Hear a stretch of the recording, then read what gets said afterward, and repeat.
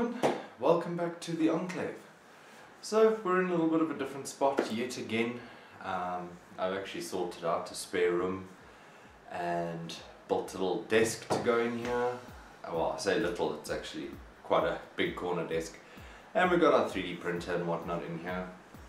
And reloading equipment and whatnot is going to go over here behind me. So I've got some plans for this room, but one of the other plans for this room is to record in here. Is to actually do my YouTube videos in here.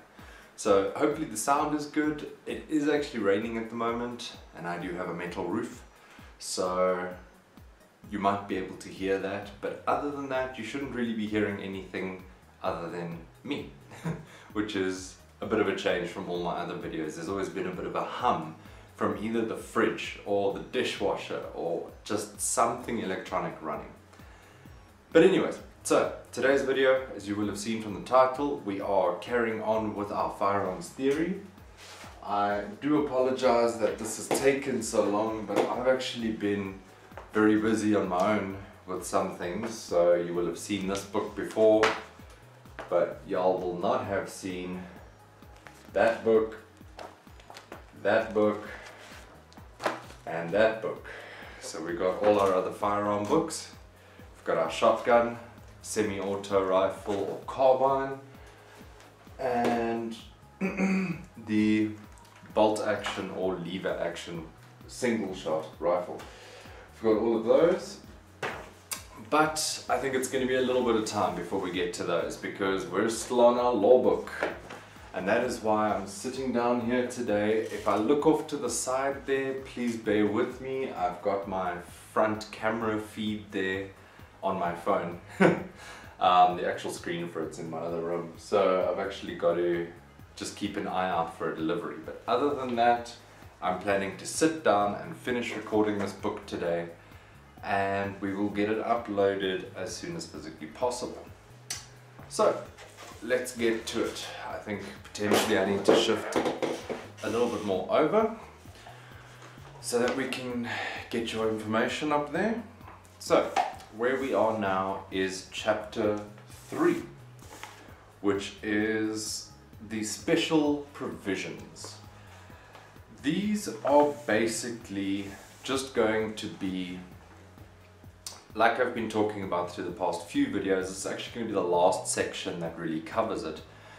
These are going to be a list of guns that you are legally allowed to own without a firearms permit. It is literally in list form, so I am going to rattle off a couple of them for you right now. And I will just say I did have to give, I think, 3 or 4 examples in my test of things that were not firearms, like I have said before. So just make sure you have a rough list in your head. You don't have to have them memorized, just understand a few different types of gun that you don't need with a license. So we're going to go through a few quickly.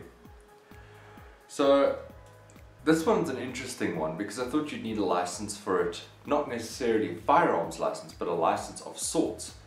Is any explosive powered tool manufactured specifically for use in industrial application, including line throwing guns and Impex type building pistols.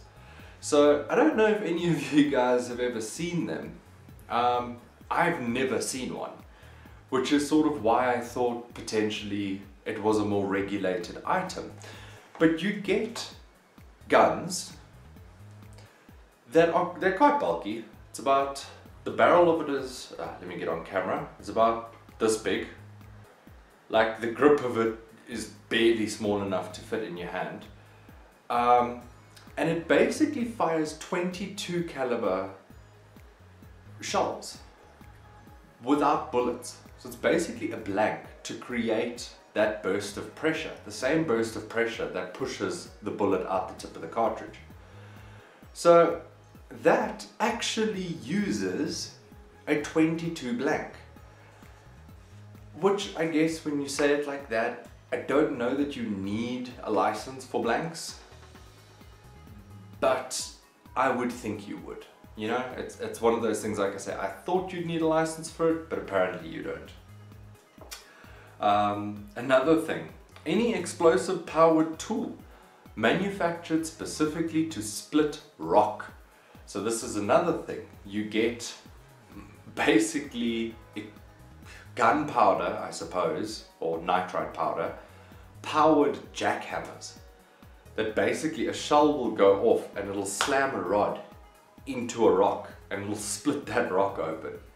And I've actually watched a video on YouTube of those things being used. It's a pretty interesting tool. Like imagine a 223 like Bushmaster with a rod attached to the end of the barrel that jumps forward, doesn't launch, but it jumps forward. And yeah, a scary thing that. But anyway, antique firearms. So any firearm produced before 1901 is considered an antique firearm. I think we went through that before, if not, it is in here. Tranquilizer guns, paintball guns, flare guns, and a deactivated firearm. So you can have weapons deactivated where basically, as far as I know, they plug the barrel. So what they'll do is they will fill in the barrel with a substance that is pretty damn hard. And I think pretty impossible to drill out, actually. And yeah, there's a few other things they do, but pretty much they will leave the outside of the firearm looking exactly the same. It is just that it will no longer be able to function. And that is pretty much that for chapter 3. It's a real quick and easy one. Next up though is not so quick and easy. We have chapter 5. So let me just stop the camera and restart it, and we'll get on to chapter 5. As always, I hope everyone enjoyed the video. It was a quick and simple one this time. And yeah, please like, comment, share, subscribe. As always, check out the annotations at the end here, and click through to another video if you still got a bit of time. Thanks a lot for watching.